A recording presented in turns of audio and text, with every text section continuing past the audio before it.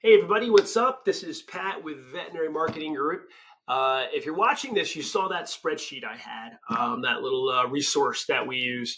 And it's actually specifically used with our vet rep reputation audit phase one of our major course for reputation management for vet practices. And I kind of wanted to just go through this really quick and kind of show you how we approach this. The first phase of this is really identifying are you following specific protocols? And we break those down into 5 major questions. Number one is how people are responding and reacting to reviews in general. These are the 5 things I usually find are usually the culprits.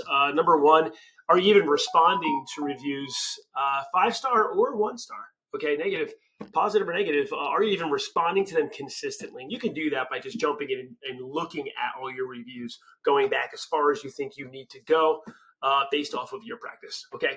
The second thing is, is the practice responding within 24 hours of a bad review? So if they are responding, are they getting back quickly? What I find sometimes is, I don't want to say not to respond, but if someone had a bad review and it's a dog passing away or a cat or a pet or something, and it's been a week, 2 weeks, 3 weeks.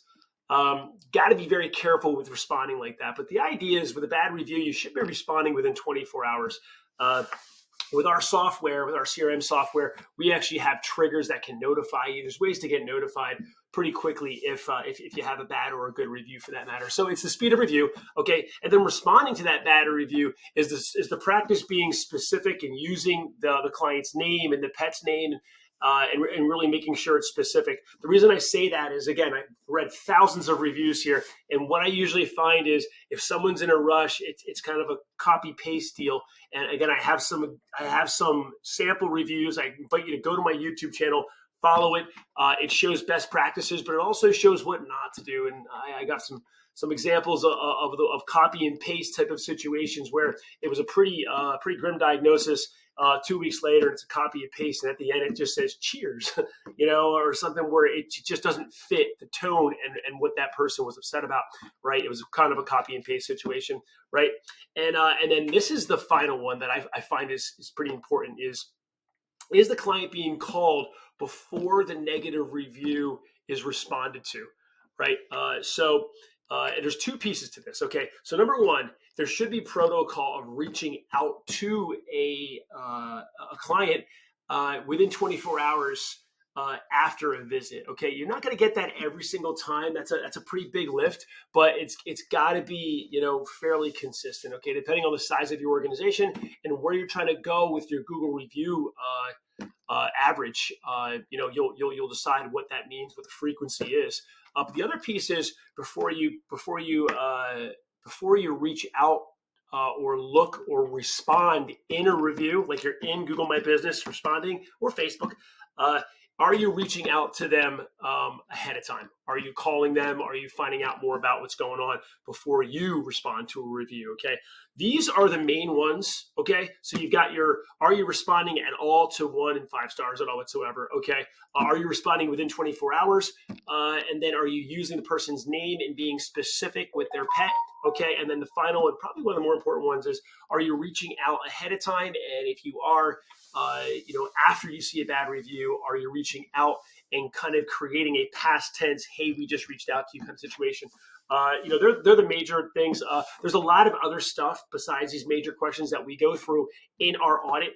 Again, I invite you to check out. We're giving this away for absolutely free right now. It's usually about $4.95 to be part of just the vet rep audit. Our overall course, our vet rep brand reputation management course, is a lot larger than that. It's actually 4 or 5 phases, depending on if you're a hospital or if you're or just a practice, or depending on the size or locations. But again, I invite you to look into that and take advantage of this. Another thing that we're offering is access to our VMG 360 software. Just kind of makes getting into here and digging in and seeing the responses and stuff a lot easier. You can filter and kind of go through it. Makes it a little easier than not. So again, these are the questions. I hope they rung true. I'm curious to see if how many people are using these questions or answering these the proper way initially. And sometimes just handling this small part right here can go a long way. I am going to be producing a video in the near future getting into the top categories, which you can see below here. And what they mean. So again, if you want this spreadsheet, go down below. You can ask for it. We can actually offer that over to you, and you can kind of use it and take a look at it. Thanks.